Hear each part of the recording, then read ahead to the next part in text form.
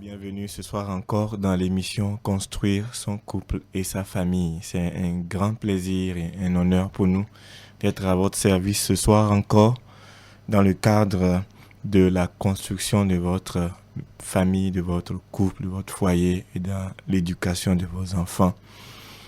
Et avant de poursuivre l'émission de ce soir, je vous invite tous à baisser vos têtes là où vous êtes, à fermer les yeux et ensemble nous allons invoquer le Seigneur. Notre Dieu et notre Père, Père d'amour, toi qui nous aimes de manière inconditionnelle. Et toi qui, dans cet amour-là, nous as appelés au travers de Jésus-Christ à vivre une vie nouvelle.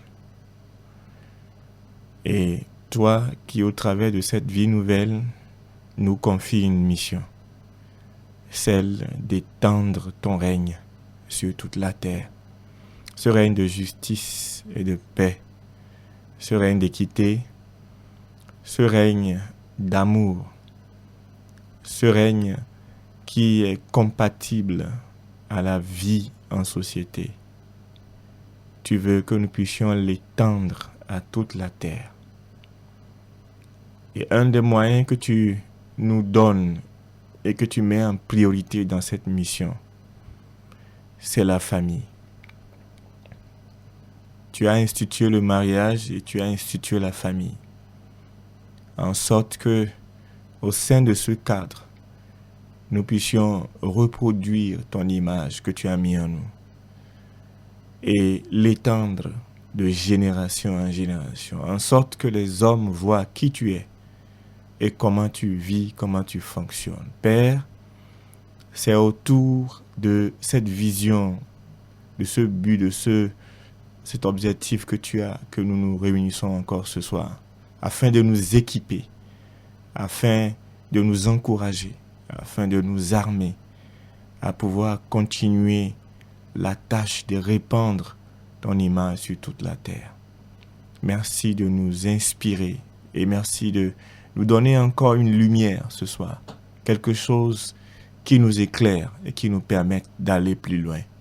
Merci de nous amener d'un point A à un point B plus haut dans notre éducation de nos enfants, dans l'accompagnement de nos enfants vers la destinée glorieuse de Dieu pour eux.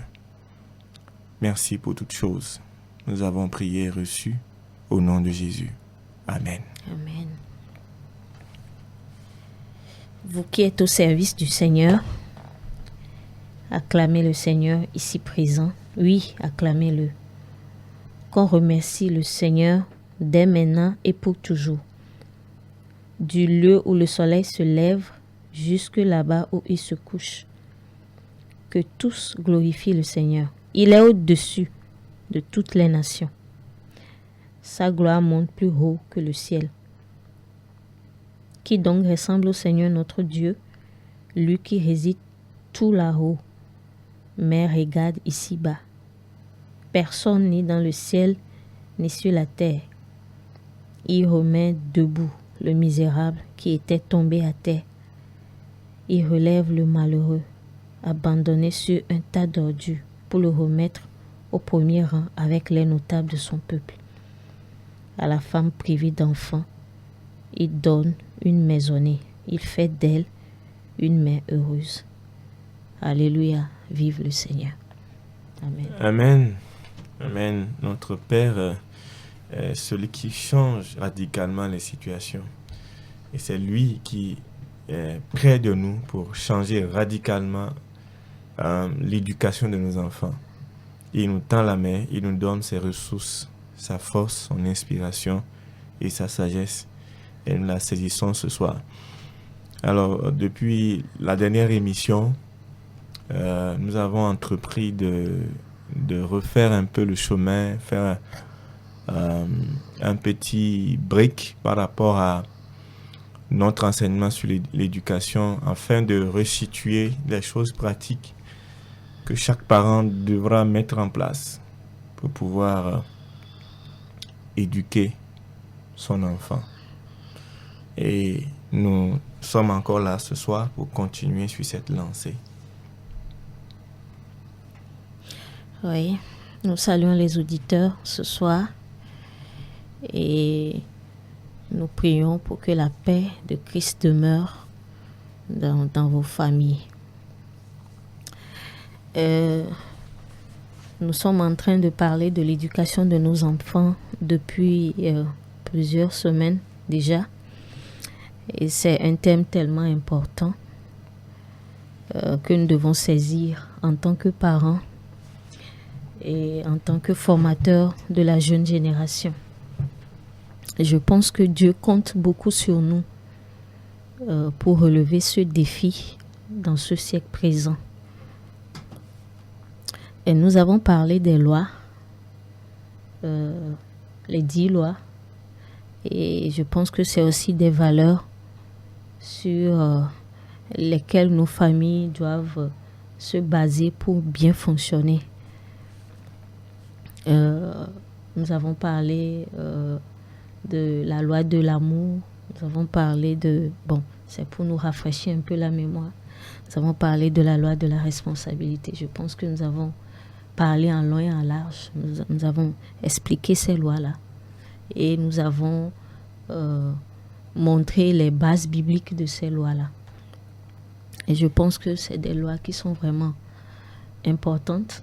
Quand on parle de lois, on parle aussi de valeurs. Valeurs bibliques, valeurs chrétiennes, les valeurs qui sont basées sur les principes bibliques. Donc nous avons aussi parlé de la façon dont, en tant que parents, nous pouvons aider nos enfants à acquérir ces valeurs, à pratiquer ces valeurs et à intérioriser ces valeurs. Et ce qui nous a amené à parler, à étudier le développement de l'enfant.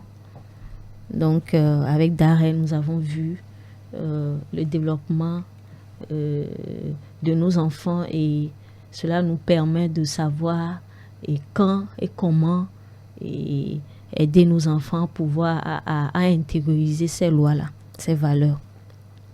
Donc, l'autre fois, nous avons commencé par établir de manière concrète ces valeurs. Comment, de manière pratique, nous pouvons aider nos enfants à vivre ces valeurs quotidiennement dans leur vie.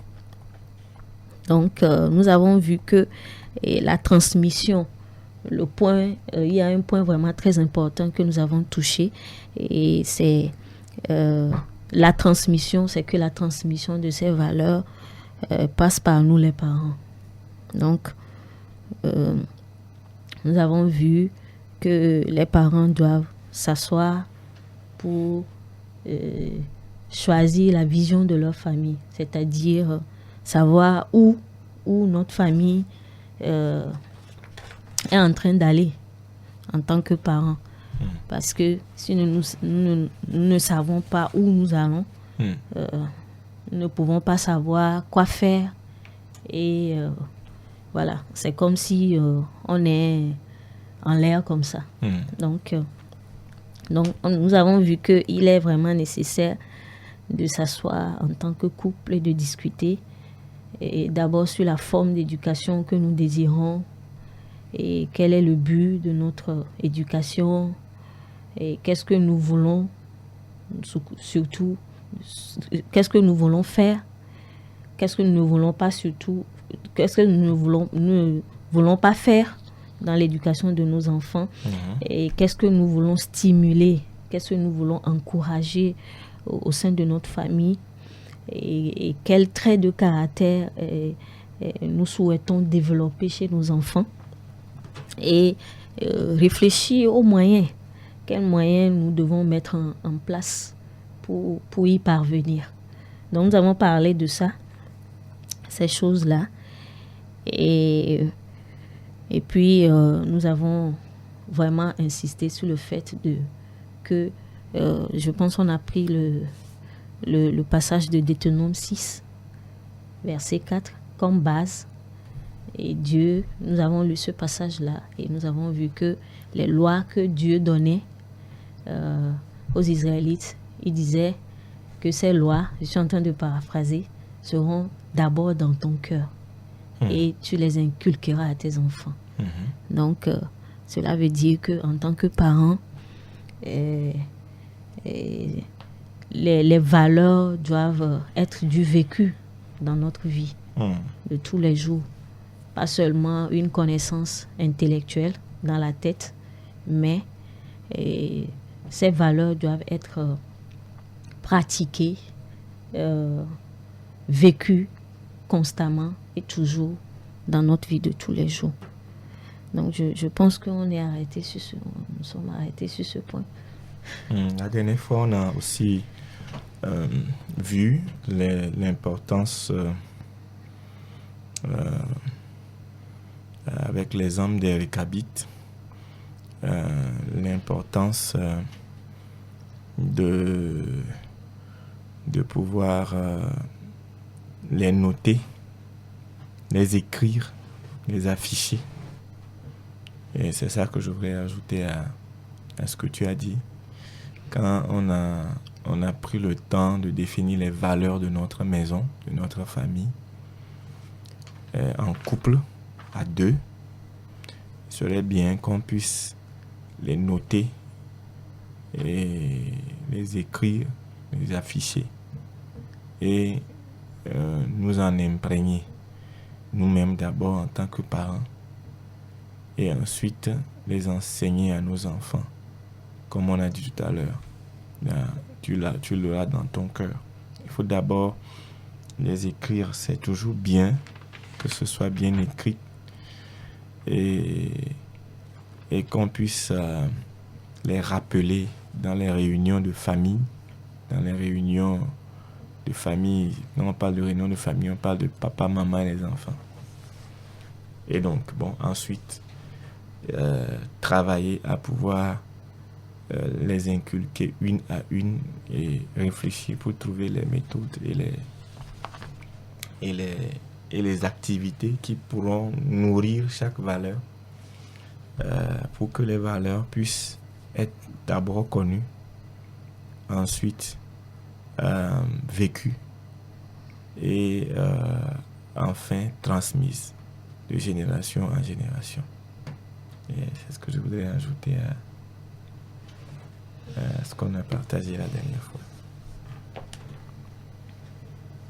Oui, je pense que c'est un point qui est vraiment très important parce que trop souvent, quand nous avons vu l'exemple des Récabites, je pense que si les règles n'ont pas été vraiment assez claires dans la tête de ceux qui des parents de l'ancêtre Récab, ça n'a pas été clair dans leur maison, je ne pense pas que la transmission serait possible ou facile pour les enfants. Donc, trop souvent, je pense que les règles de vie de nos familles ne sont ni définies, ni expliquées. Voilà. Donc, ça fait que il y a du laisser aller. Du laisser aller. Donc, souvent, quand on dit il faut s'asseoir pour établir les règles, pour écrire les choses, des fois, c'est étrange. C'est étrange. Mais je pense que c'est la bonne méthode. Parce que souvent, nous prions, nous voulons que les choses changent dans nos maisons, mais on ne s'arrête pas pour faire le point. Voilà. Et je pense que le Saint-Esprit fonctionne dans un cadre bien défini. Je voudrais donner l'exemple de la multiplication du pain de Jésus-Christ. Quand Jésus-Christ voulait nourrir 5000 hommes, il a demandé à ses disciples de regrouper les gens par 50, 100, de faire des groupes de 50, 100. Donc, je pense que c'est très important si nous voulons voir Dieu agir dans nos familles, dans nos maisons, il est très important d'apprendre à organiser notre vie de famille. Parce que Dieu fonctionne dans la discipline. Dieu, c'est un Dieu d'ordre. Il fonctionne là où il y a l'ordre. Donc, si nous commençons par mettre les choses en ordre dans nos familles, je pense que le Saint-Esprit va commencer par se mettre en mouvement pour restaurer les choses, pour faire avancer les choses. Et je pense que ça va nous aider à pouvoir aller de gloire en gloire. Oui, je pense que beaucoup de personnes qui nous écoutent ce soir sont des professionnels.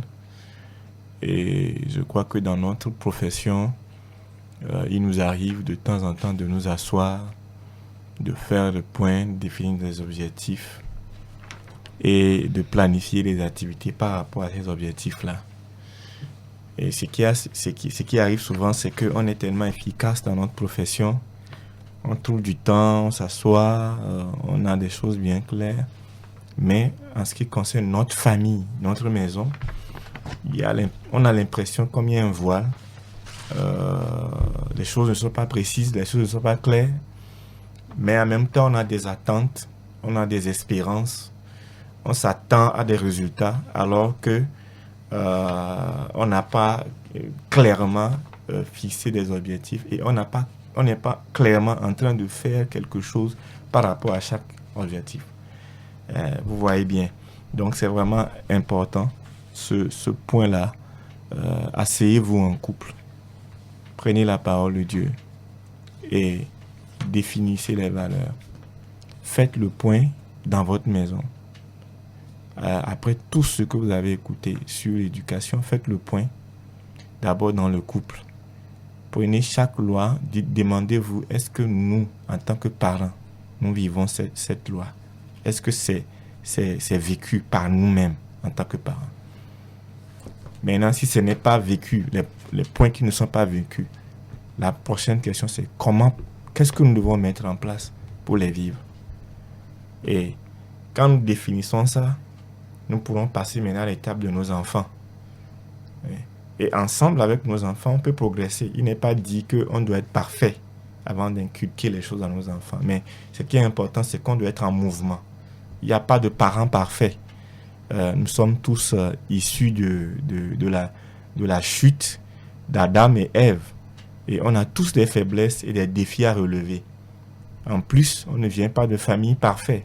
Nos familles, notre structure familiale était dysfonctionnelle. Mais on ne dit pas, ok, il n'y a pas de pareil parfait, donc je croise les bras, je regarde dans l'air. Non. On doit s'inscrire, et nous-mêmes, et nos enfants, dans un processus d'aller plus loin, de nous améliorer. Donc, en prenant les lois et en évaluant lesquelles ne sont pas dans nos vies, et maintenant on se demande, dans la prière, on se demande, mais qu'est-ce que nous pouvons mettre en place dans le cadre familial pour que cela change? Et nous, en tant que parents, on est aussi dans le mouvement avec nos enfants. Donc, on grandit ensemble avec nos enfants et on évalue, sachant que en tant que parents, nous devons être aussi des modèles pour nos enfants, dans ce sens de faire l'effort pour grandir, pour aller de l'avant. Donc, c'est vraiment ça, ce sur quoi nous voulons insister, vous encourager. Et revenir également sur chaque enfant. C'est chaque enfant, le couple doit s'asseoir et prendre chaque enfant. Voir quel âge cet enfant a. Maintenant, quels sont les défis qui sont dans sa vie? Qu'est-ce qu'il faut corriger? Qu'est-ce qui n'est pas en place? Selon son âge, qu'est-ce qui est tolérable et qu'est-ce qui n'est pas tolérable? Donc, les parents doivent faire cette assise-là, un samedi ou un dimanche, deux parents s'asseyent et prennent les enfants un à un et se posent des questions. Ensuite, ça permettra maintenant de dégager des points. Tel enfant a tel problème, tel enfant a tel problème, tel enfant est à tel niveau. Maintenant, qu'est-ce que nous pouvons faire? Qu'est-ce que nous pouvons mettre en place pour aider cet enfant-là à aller de l'avant? Et là encore, on le définit, on l'écrit. On l'écrit parce que ça nous permet de revenir, parce que la routine quotidienne de la vie nous fait très souvent oublier ces choses. Et on recommence facilement par fonctionner comme avant et on oublie que, il y avait un objectif. Si on l'a écrit, et ça va nous permettre de temps en temps, de revenir et de réévaluer, de voir, mais ce qu'on a écrit là, est-ce qu'on pratique ça? Est-ce qu'il y a un changement? S'il n'y a pas un changement, comment est-ce qu'on peut relancer? Donc, c'est ce que je voudrais.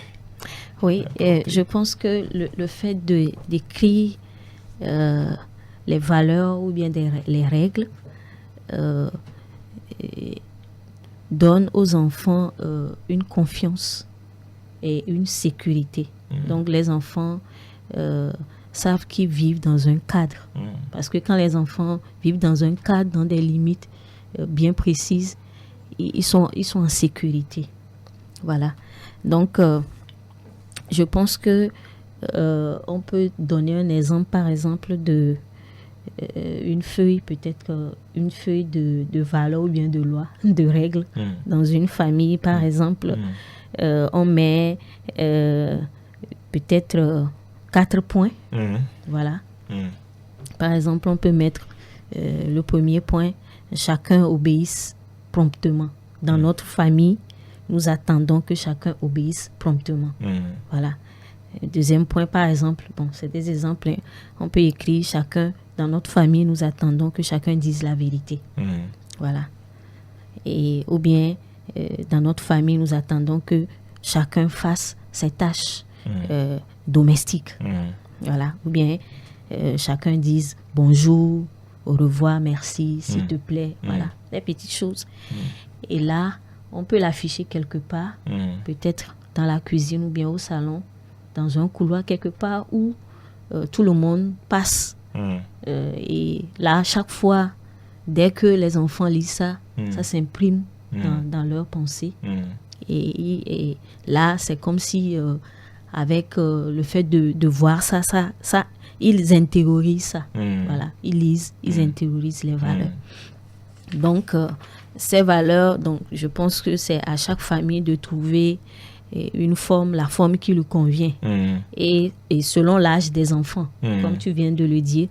Et je pense que certaines règles peuvent être aussi personnalisées. Voilà, spécifiquement à un enfant, peut-être c'est un ado. Là, ces règles-là, ça peut être spécifique à lui seul. Donc, bon, ce cadre, déjà, ce n'est pas posé une fois pour toutes. Donc, c'est à redéfinir régulièrement. Donc, si on voit que ces 5 règles, ou bien c'est en train d'être pratiqué, les gens commencent par mieux comprendre ça, et là, on peut changer ça. Et puis, on peut réécrire une autre liste. Voilà. Bon, c'est un exemple. Oui, c'est un exemple vraiment pratique. Parce qu'il ne faut pas aussi comprendre qu'il ne faut pas aussi faire 20 commandements en même temps.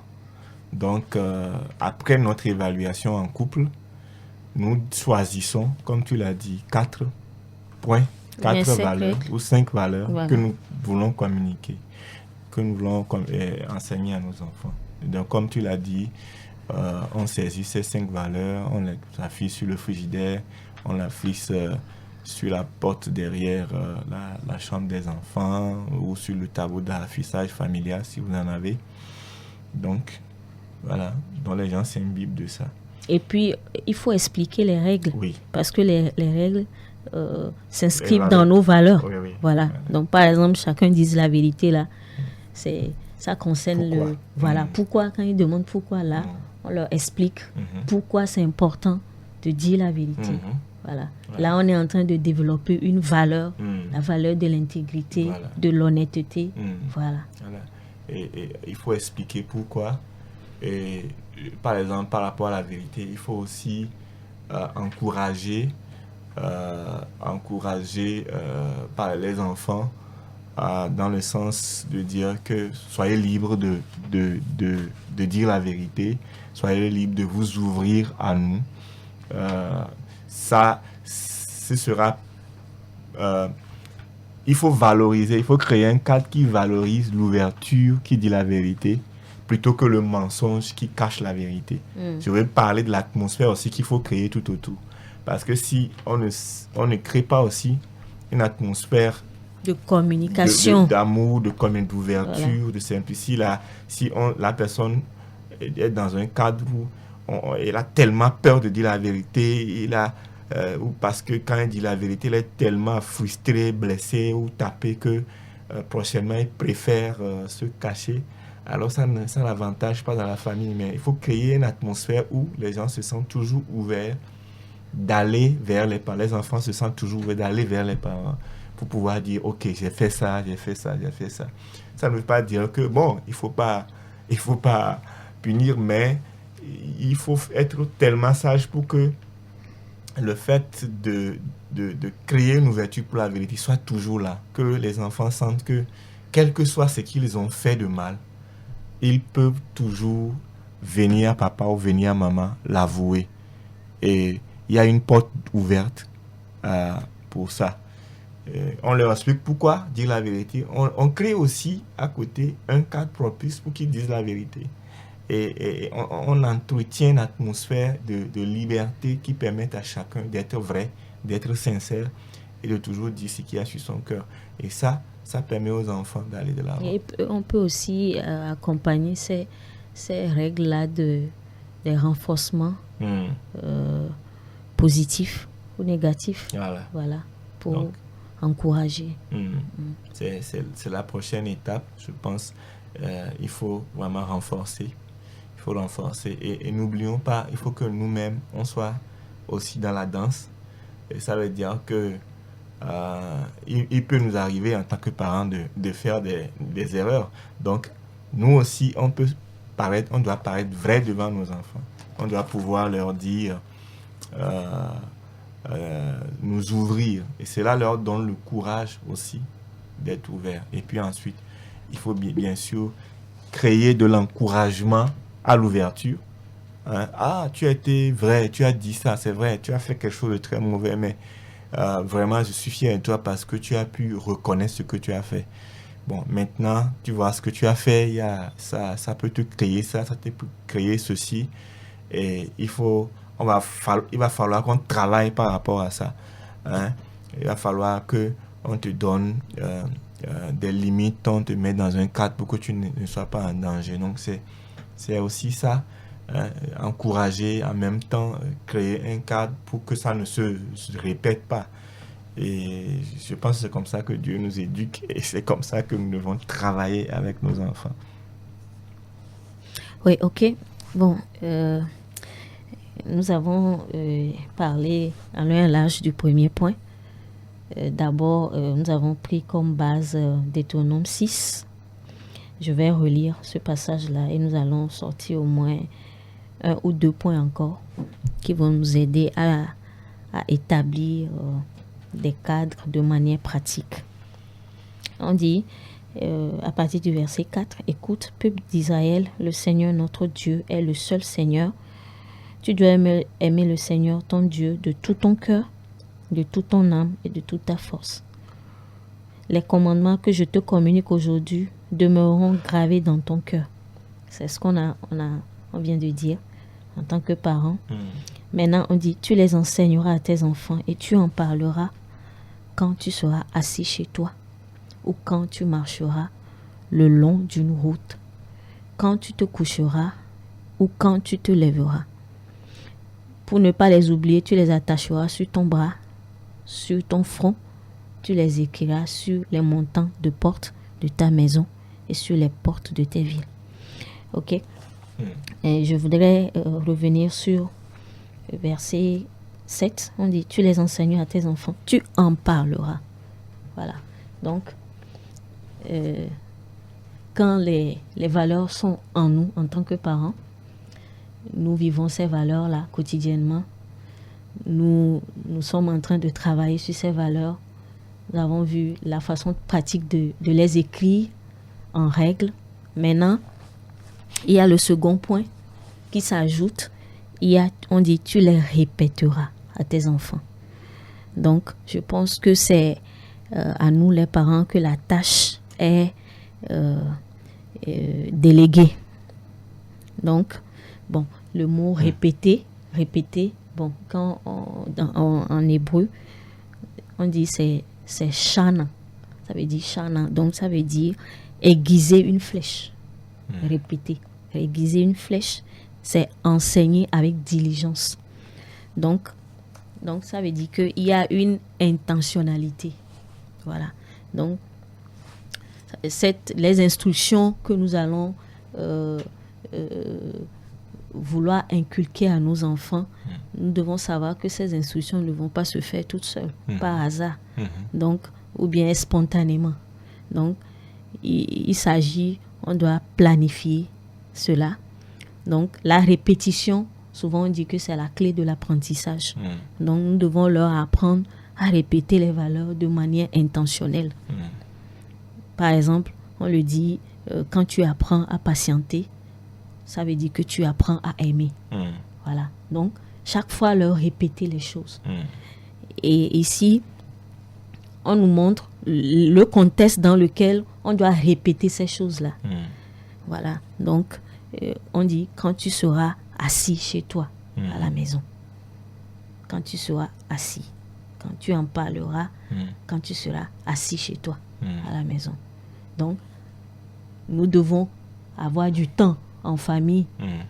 Et c'est dans ces moments-là qu'il y aura des discussions. Les enfants vont parler, ils vont poser des questions. Pourquoi ci, pourquoi ça? Et là, en même temps, on leur enseigne les bienfaits de ces valeurs. Pourquoi? Et on peut leur même donner des exemples, des gens qui ont vécu avec des valeurs et qui ont impacté le monde, qui ont fait de grandes choses.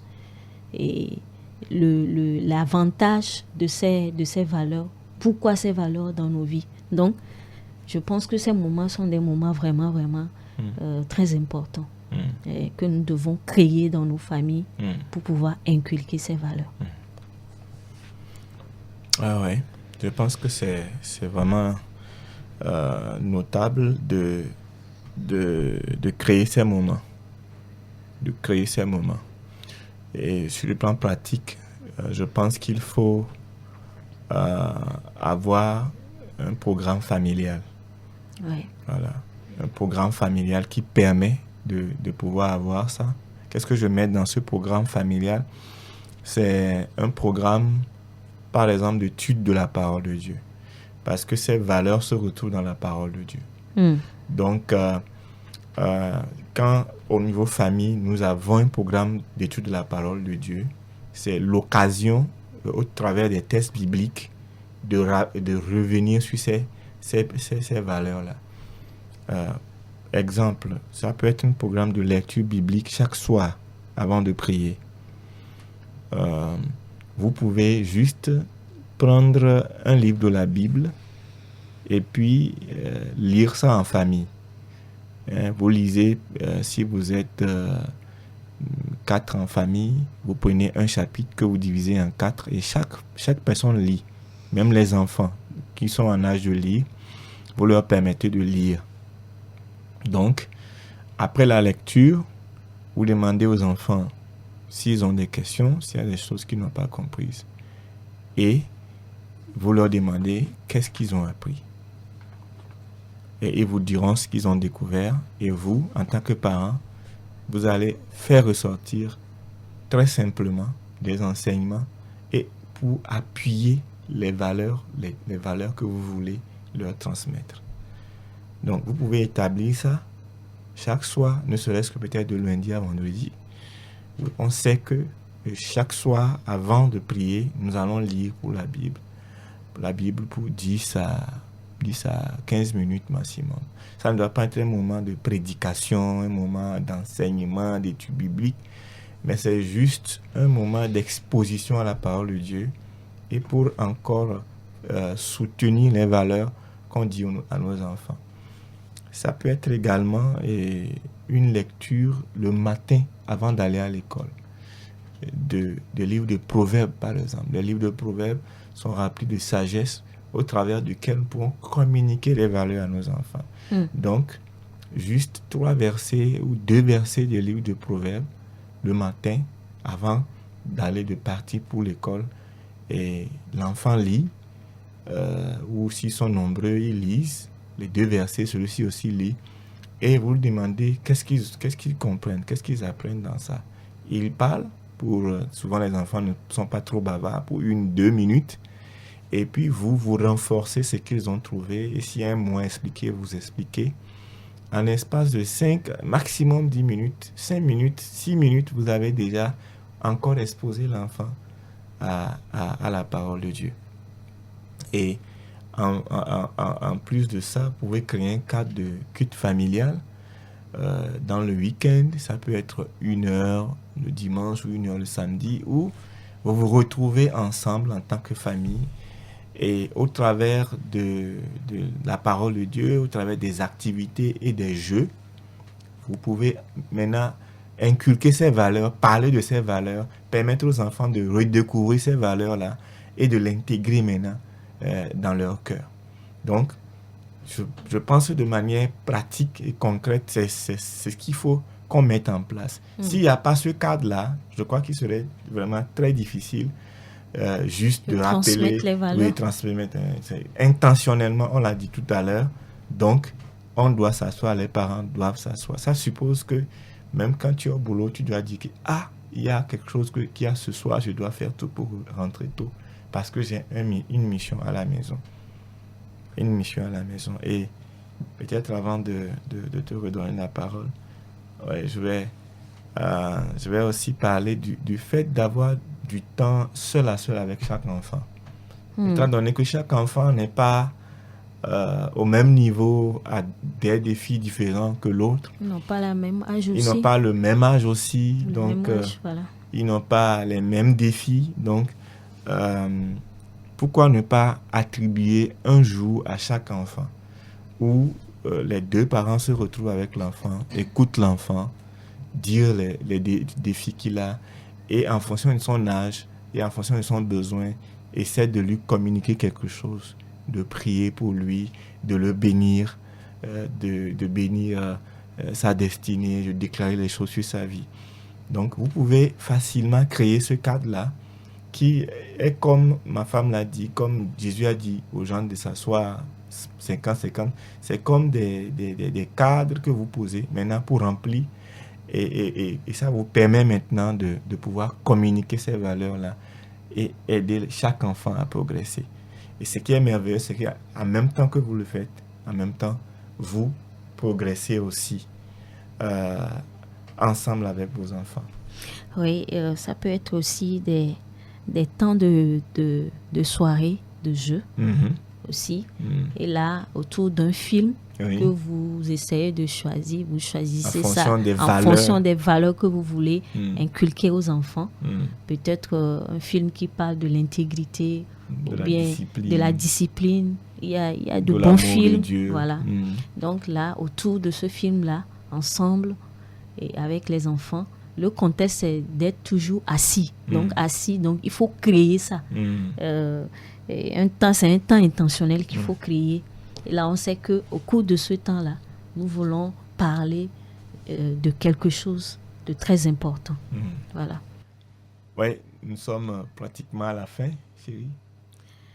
Oui, je vais ajouter un point qui est important, un point très important.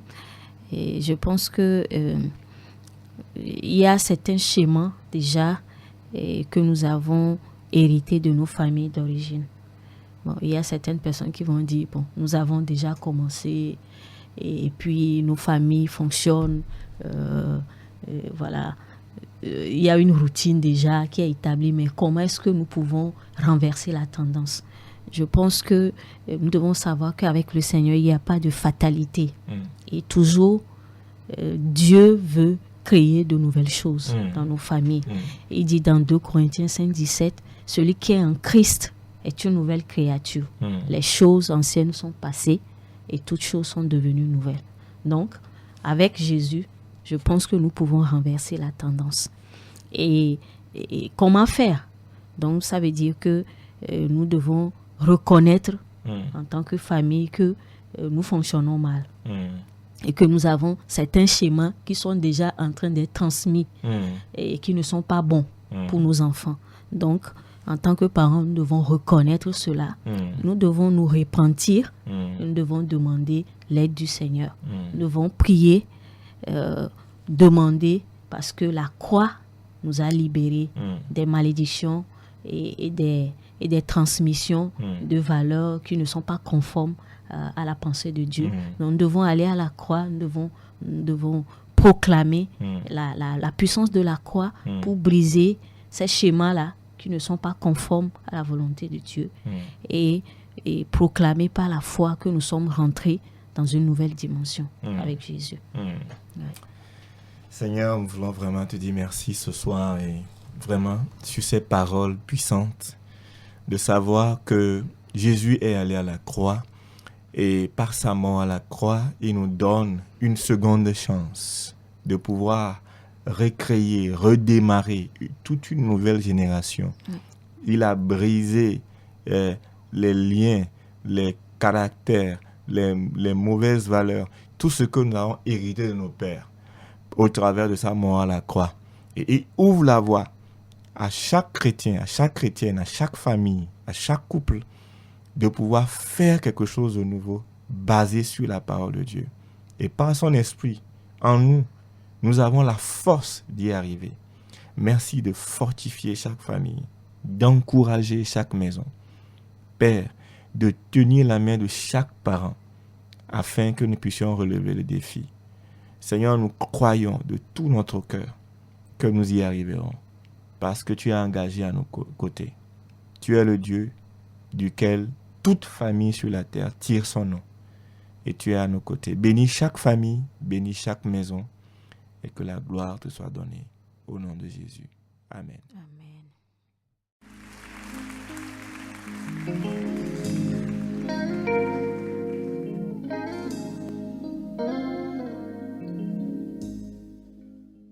Nous croyons que cette émission a été pour vous une grande bénédiction.